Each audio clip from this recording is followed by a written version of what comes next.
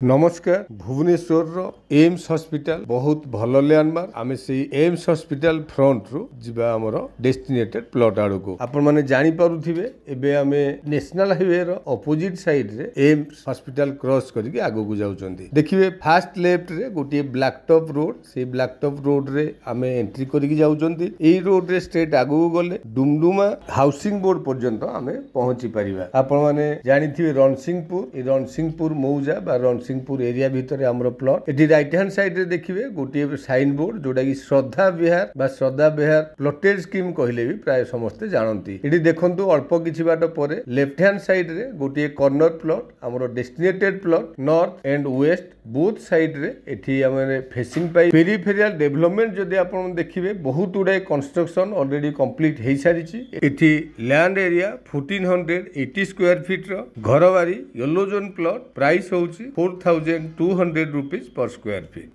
आपण माने तळे दिया नंबर रे कांटेक्ट करंतु वीडियो को